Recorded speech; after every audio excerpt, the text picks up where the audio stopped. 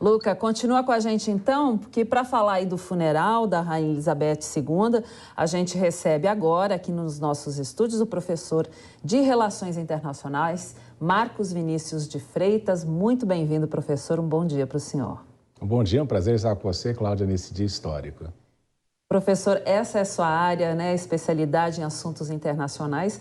Gostaria que falasse um pouquinho sobre a importância desse momento histórico para Londres e para o mundo também, né? Você vê ali, né, o fim de 7 décadas de um reinado, e outro dia até estava pensando, é um reinado de conexão entre séculos, 3 séculos, porque a Rainha Elizabeth cresceu aos pés dos avós, que nasceram no século XIX, viveu no século XX, nasceu no século XX e continuou até o século XXI e influenciou também as próximas gerações neste século XXI. Então, ela serviu ali como um elemento de conexões entre uma monarquia de um império no passado e uma monarquia de um país que já não tem a mesma relevância internacional, mas que ainda olha para a sua família real como um bastião importante da nacionalidade, um bastião importante da fundamentação daquele Estado. Então, você vê que as duas mensagens mais importantes nesta transição que você vê e observa, Cláudia, é justamente a questão da continuidade e da estabilidade. E muitas vezes eu comento, né? Às vezes a gente ouvia no Brasil, a gente ouve uma expressão, não quero ser igual ao rei da Inglaterra, que não manda. Você vê pelas celebrações o quanto é importante manter esta tradição justamente para que solidifique a questão da estabilidade e continuidade. Então você vê a importância, não é?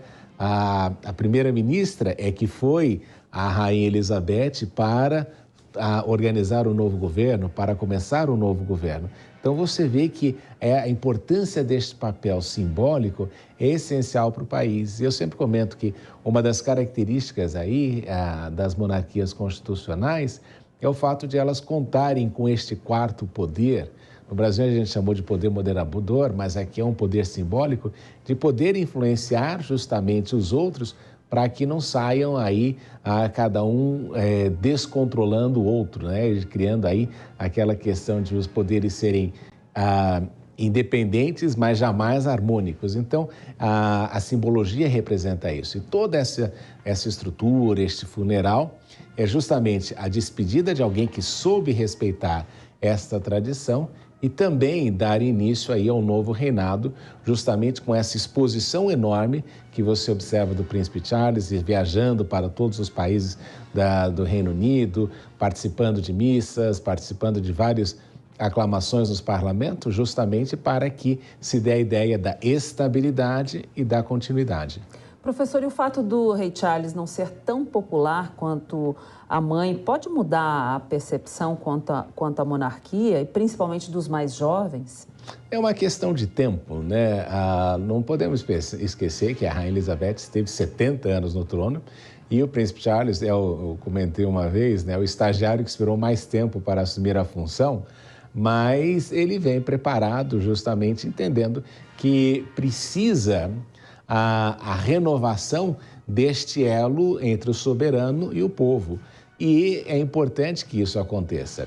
Claro que inicialmente não vai ter aquela mesma figura da Rainha Elizabeth que ela se tornou para o povo britânico, não só a mãe, mas à medida que ela ia envelhecendo e as pessoas iam observando isso, ela se transformou, como muitos britânicos disseram, na vovó da nação.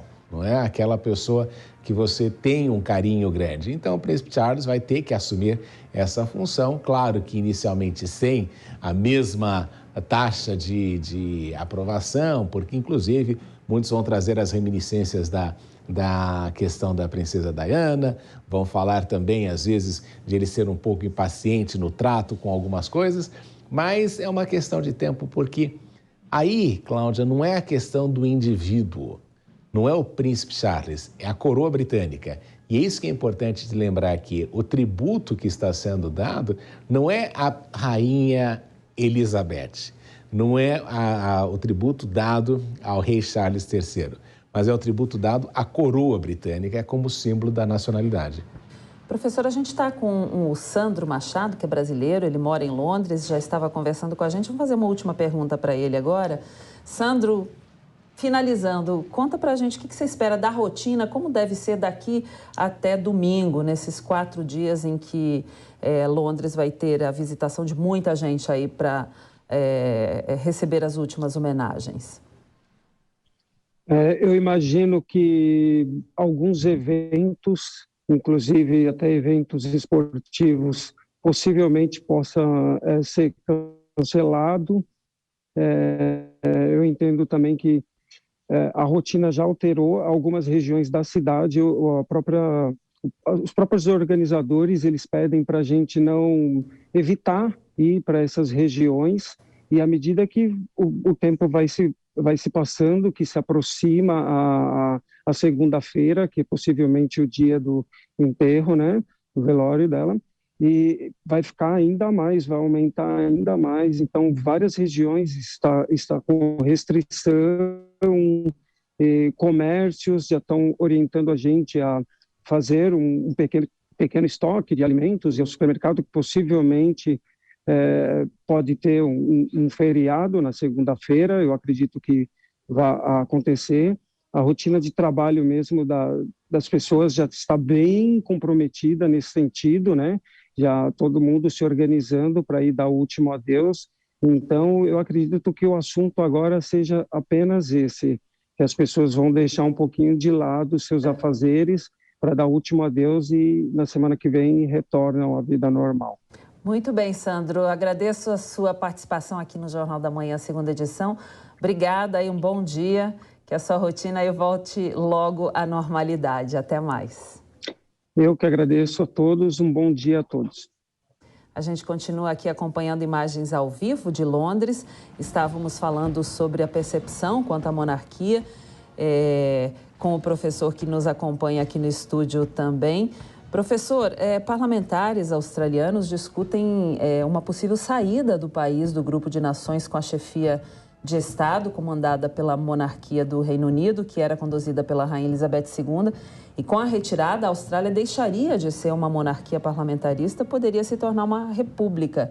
Essas discussões já foram levantadas na quinta-feira, logo após a morte da monarca. A gente deve ver muitas mudanças em relação a essa questão nos países da Commonwealth também e do Reino Unido? Você tem que partir aí do pressuposto de que as repúblicas são melhores do que as monarquias, né? Então, muita gente vai dizer aquela questão de por que um indivíduo vai ter essa função, esquecendo de que nos últimos 2 séculos as repúblicas têm sido mais propensas a ter ditaduras e a ter também regimes muito mais violentos, não é? Enquanto que nas monarquias constitucionais você logrou aí um processo de estabilidade muito importante. E eu sempre comento uma coisa importante, viu, Cláudia? Para você ter um capitalismo, não é, no Ocidente, que seja pujante, que funcione, você precisa do respeito à propriedade privada e precisa de estabilidade. Então, o que você nota é que nos regimes monárquicos você tem tido maior estabilidade, razão porque, quando você olha ali das 10 principais economias do mundo, com o melhor índice de desenvolvimento humano, a maior parte deles são monarquias. Agora, obviamente que este processo não é novo. E até a Rainha Elizabeth nunca questionou que os países fizessem referendos de tempos em tempos quanto à manutenção da monarquia. Porque uma coisa é você ter um monarca no Reino Unido, em Londres, e outra coisa é ele ser representado no país através de um governador-geral. Então, pode ser aí que alguns se sintam tentados, até mesmo no Canadá, existe essa questão que alguns levantam de se transformar numa república. E aí vem, e no caso do Canadá é um pouquinho mais complicado, porque você precisa da unanimidade das províncias. Eu não sei como é que é no caso australiano, mas na Austrália eles já fizeram isso também no passado e a população disse não. Nós vimos aí recentemente o caso de Barbados, que optou por se transformar numa república, e existem discussões ali na Jamaica, em outros lugares, que talvez queiram aí uma presença mais próxima e acreditam que um presidente da república possa ser melhor. Mas a questão também, não é, e aqui é importante enfatizar, é qual tipo de república. Se eles vão ter uma república parlamentarista, se vão ter uma república presidencialista, ou se vão ter uma república semipresidencialista.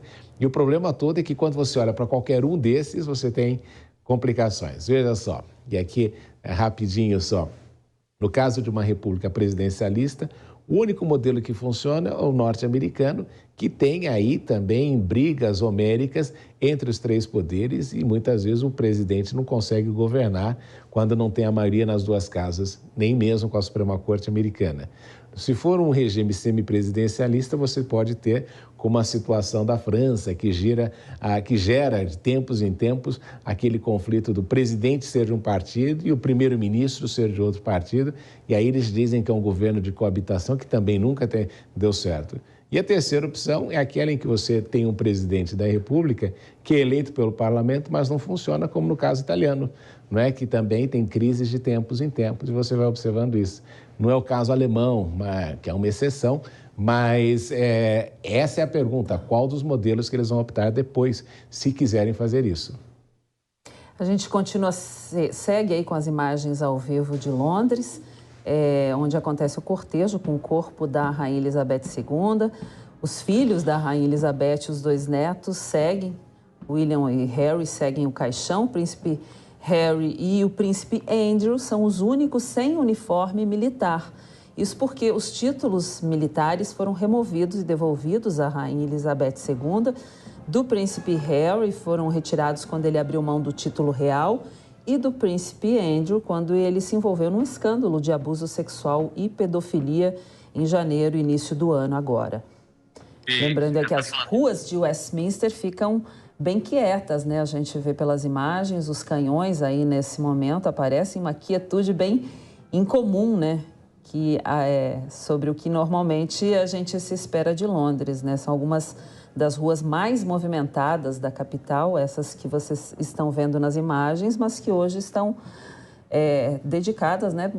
Fechadas somente para esse cortejo. As armas estão sendo disparadas uma vez por minuto pela artilharia real da tropa do rei no Hyde Park. Essa é uma unidade montada cerimonial do exército britânico que dispara saudações em grandes ocasiões reais e estaduais.